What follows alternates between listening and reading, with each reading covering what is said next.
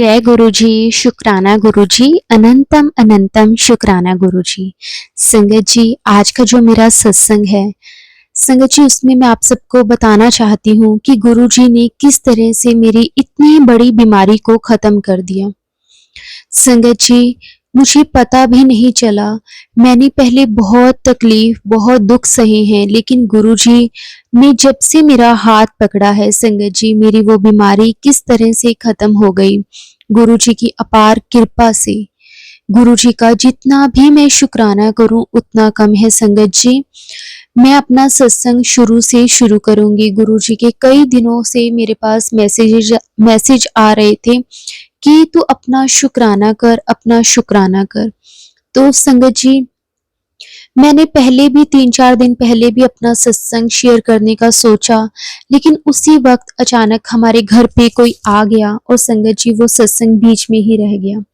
और आज गुरुजी की ब्लेसिंग के साथ संगत जी मैं अपना सत्संग शेयर करने लगी हूँ।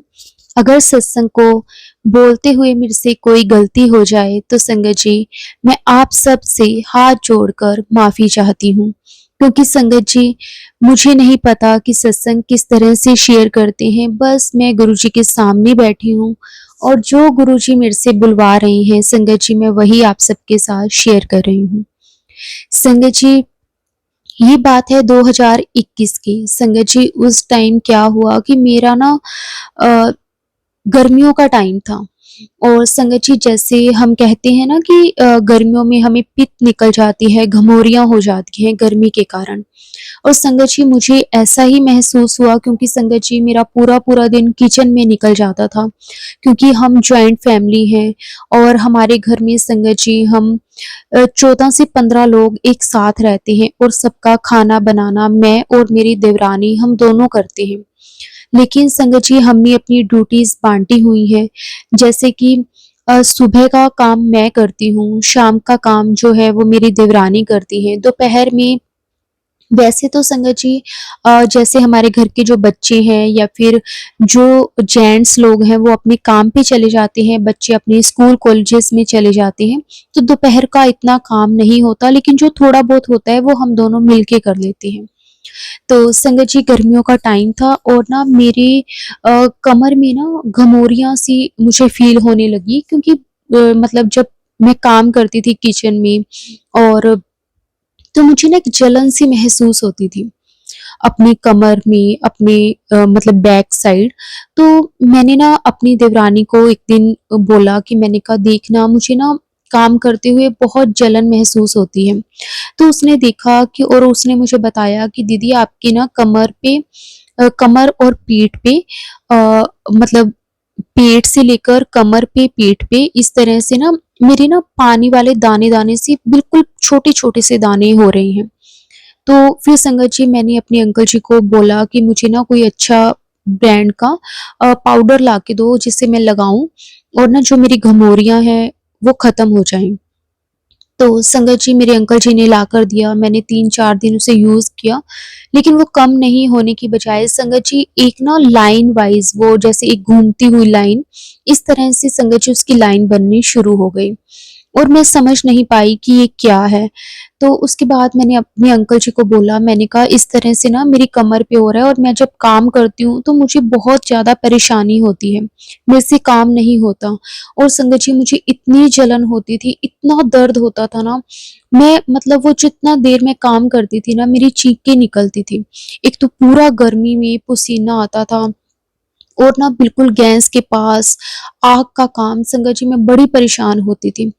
तो ना क्योंकि अब घर का काम है वो तो करना ही पड़ेगा। मैं बड़ी ही बस एक कहते हैं ना कि एक मजबूरी थी, मुझे काम करना था।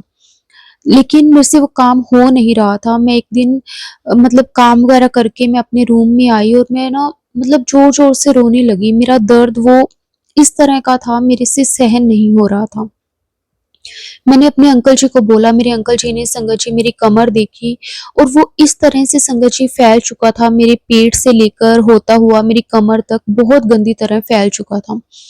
मतलब वो पानी वाले दाने-दाने से हो गए थे। उसके बाद ना मेरे अंकल जी ने बोला कि चल मैं तुझे डॉक्टर के पास लेकर जाता हूँ। तो संगत जी मुझे मेरे अंकल जी डॉक्टर के पास लेकर गए, तो उन्होंने बोला कि ये आपको जो हो रहा है ये एक जनेऊ है और इस पे वैसे तो हम आपको इसकी मेडिसिन दे देते हैं, लेकिन इसका ना देसी ट्रीटमेंट ही ज़्यादा बेटर होता है। वो डॉक्टर हमारे फैमिली डॉक्टर हैं, तो उन्होंने हमें अच्छे से गाइड किया। तो संगत जी हमारे घर में ना हमसे बड़ा कोई नहीं है, मतलब मेरे अंकल जी सबसे बड़े हैं, उसके बाद जैसे मैं हूँ, फिर मेरे देवर-दरानी मतलब मेरे इन-लॉज़ नहीं हैं और घर में बच्चे हैं। मेरे जो एक बेटा है वो मैरिड है, एक बहू है मेरी, इस तरह से मतलब हमारे परिवार हैं। तो संगत जी मैं किसी बड़े को अगर दिखाऊँ तो वो मुझे बता सके कि ये क्या प्रॉब्लम है, लेकिन ऐसा कोई भी नहीं था। तो हमारे जहाँ हम रहते हैं ना संगत जी वहाँ पे ना एक लेडी रहते हैं, वो थोड़े एज्ड हैं, मतलब जैसे 80 प्लस के हैं। तो उन्हें ना थोड़ा-सा जैसे होता है ना बड़े-बुजुर्ग जो होते हैं, उन्हें समझ होती है इन सब चीज़ों की। और संगत जी मैंने अपनी लाइफ में इस तरह का कभी कोई केस नहीं देखा था, कभी भी मुझे नहीं पता था, मुझे तो मालूम ही नहीं था कि ये क्या चीज़ है। तो संगत जी फिर ना मैं उनके पास गई, मैंने उनको बताया तो उन्होंने बोला कि ये तो तुम्हारा शरीर पूरा खराब हो जाएगा, ये तो जनेऊ है। उन्होंने देखते ही मुझे यही बोला। कहते कि ये तो अगर जहाँ-जहाँ इसका पानी लगेगा, अगर ये दाने फूटेंगे ना जहाँ-जहाँ जैसे कपड़ा लगता है, तो कहते ये तेरा पूरा शरीर खराब हो जाएगा, इसके ना झाड़े वगैरह डलते हैं, वो तो डलवा। और संगत जी हमें नहीं पता था कि कौन ये सब करता है। मैंने उनसे पूछा कि अगर आपको कोई पता है, तो उन्होंने बोला पहले तो हमारे नॉन में एक अंकल थे, बुजुर्ग अंकल, वो करते थे, लेकिन अब तो उनकी डेथ हो गई है। अब मुझे तो नहीं ध्यान कि कौन करता है, लेकिन मैं फिर भी रात को मेरा बेटा आएगा, मैं उसको बोलूँगी, वो आपको पता करके बता देगा। तो संगत जी ऐसे ही हुआ, रात को उन्होंने अपने बेटे से बात की होगी, उन्होंने बताया होगा उन्हें कि ये है एक जना, वो डालते हैं, लेकिन संगत जी जहाँ हम रहते थे वहाँ से मतलब उनके पास जाने का 2 घंटे का डिस्टेंस था। अगर हम उनको बुलाते हैं तो वो भी आने-जाने का किराया और अपनी जो फीस है वो लेते, और अगर हम चाहते तो वो किराया वगैरह तो नहीं लगता, लेकिन हाँ, जो उनका थोड़ी बहुत फीस होती थी वही हमें देनी थी। तो संगत जी मेरे अंकल जी ने बोला कि मैं उन्हें बोल दूँगा कि घर पे ही आके वो कर दें, लेकिन उसके लिए ना संगत जी उन्होंने कई तरह के सामान बोला था कि ये भी चाहिए, वो भी चाहिए, और हमें जहाँ हम रहते हैं संगत जी वो मतलब एक सिटी है, वहाँ पे इस तरह की चीज़ें मिलना बहुत मुश्किल है, और वो जहाँ रहते थे संगत जी वो एक गाँव था। तो मेरे अंकल जी ने बोला कि उन्होंने मेरे अंकल जी ने उनसे बात की तो उन्होंने बोला कि अगर आप यहाँ आ जाओगे तो हमारे पास तो ये सारा सामान अवेलेबल होता है, बस आपको आना-जाना होगा। तो मेरे अंकल जी ने बोला कि कितना दिन तक वो मतलब इनको फ़र्क पड़ जाएगा, तो उन्होंने बोला कि वो मैं आपको देख के ही बता सकता हूँ। कई बार 5 दिन कंटिन्यू आना पड़ता है, कई बार 7 दिन, अगर बहुत ज़्यादा आपकी हालत ख़राब है तो 15-20 दिन, महीना भी लग सकता है। तो संगत जी मेरे अंकल जी ने बोला कि चल ऐसे करते हैं कि कल चल के देखते हैं और वो बता देंगे कि कितना टाइम लगेगा।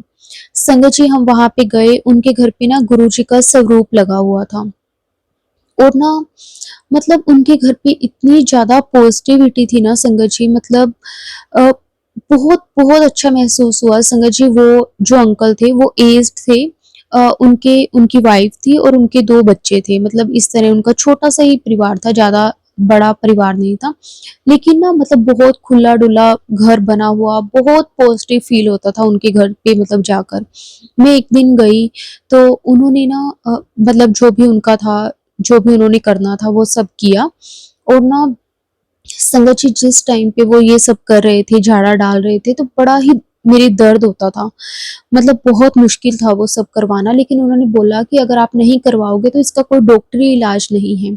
चाहे आप इसके लिए कितनी भी मेडिसिन्स ले लो, आपको ये तो करवाना ही पड़ेगा। और संगत जी मेरी हालत इतनी ज़्यादा ख़राब हो गई थी कि मतलब ये तो सिर्फ़ मैं आपको एक सत्संग में बिल्कुल थोड़ा-थोड़ा बता रही हूँ। मेरी हालत बहुत ज़्यादा ख़राब हो गई थी, और उसके बाद संगत जी हम कंटिन्यू वहाँ पे 10 से 15 दिन गए हैं, लेकिन संगत जी जो फर्स्ट डे था मेरा, उस दिन मैंने जब गुरुजी का स्वरूप देखा तो मुझे बहुत अच्छा लगा। तो ना जब वो कर रहे थे झाड़ा वगैरह डालने के बाद उन्होंने मुझे बोला कि आप 10 से 15 मिनट लेट जाओ। तो ना बिल्कुल मेरे सामने गुरुजी का स्वरूप लगा हुआ था, तो मैंने उनसे पूछा, मैंने कहा ये कौन है? तो उन्होंने बताया कि ये गुरुजी हैं और इनका मंदिर है दिल्ली में, और यहाँ पे डुगरी के पास में ही था संगत जी, जो गाँव था उनका। तो उन्होंने बोला कि यहाँ पे डुगरी मंदिर भी है, और वहाँ वैसे गुरुजी डुगरी के ही हैं, और यहाँ पे भी उनका मंदिर है। तो सुन के बड़ा अच्छा लगा, उन्होंने गुरुजी के बारे में काफ़ी कुछ बताया। गुरुजी की महिमा के बारे में भी बताया, और संगत जी जब हम वहाँ से आने लगे तो उन्होंने एक बोतल हमें जल प्रसाद की दी। उन्होंने बोला कि ये हमारे गुरुजी का जल प्रसाद है, और ना आप ना थोड़ा-थोड़ा इसे अपने शरीर के ऊपर छिड़का करो, और थोड़ा-सा इसे पिया करो, और नहाते टाइम अपने पानी में इसे डाला करो। कहते देखना कि हो सकता है कि मेरे ये झाड़ू डालने के अलावा ही आपके ये ठीक हो जाएँ, क्योंकि गुरुजी में इतनी पावर है, गुरुजी के जल प्रसाद में। सुन के बड़ी अच्छा लगा, उनकी श्रद्धा देखकर और भी अच्छा लगा। तो संगत जी मैं और मेरे अंकल जी घर आ गए। मैंने गुरुजी का थोड़ा-थोड़ा जल प्रसाद लेना शुरू कर दिया, मतलब 2-2, क्योंकि वो छोटी-सी बोतल थी, वो डेली हमें जितने दिन में हम वहाँ पे गए, 8-10 दिन वहाँ पे गए, 8-10 दिन संगत जी कंटिन्यू वो हमें 1 बोतल देते थे आते टाइम। और ना पूरा दिन मैं वो गुरुजी का जल प्रसाद थोड़ा-थोड़ा 1-1, 2-2 चम्मच पी लेती थी, और ना सुबह शाम अपने शरीर के ऊपर थोड़ा-थोड़ा उसका छींटा दे देती थी, और मतलब जब सुबह नहाते टाइम मैं उसे अपने जल में, जो बचा हुआ जल था वो मैं उसके उस जल में डाल लेती थी। और इस तरह से संगत जी मैंने 8-10 दिन वो भी किया, और 8-10 दिन मैंने झाड़ा भी डाला। लेकिन जब हम पहली बार उनके पास गए थे संगत जी, तो उन्होंने मुझे देख के बोला था कि कम से कम आपको 1 महीना लगेगा, ज़्यादा से ज़्यादा कितना भी टाइम लग सकता है, क्योंकि आपकी हालत बहुत ही ज़्यादा खराब हो गई है। लेकिन संगत जी गुरुजी के जल प्रसाद से वो जो मेरे 1 महीना लगना था, वो 8 या 10 दिन में गुरुजी ने मेरा जो कष्ट था वो संगत जी काट दिया। शुक्राना गुरुजी, आपका अनंतम अनंतम शुक्राना। और संगत जी उस दिन के बाद हम गुरुजी के साथ पूरा परिवार कनेक्ट हो गए। मतलब देखो गुरुजी ने किस तरह से हमें अपने साथ जोड़ा। गुरुजी का हम बहुत शुक्राना करते हैं संगत जी। गुरुजी के साथ जुड़ने के बाद लाइफ में हर रोज एक सत्संग होता है। गुरुजी अपनी प्रेजेंस हर रूप में महसूस करवाते हैं।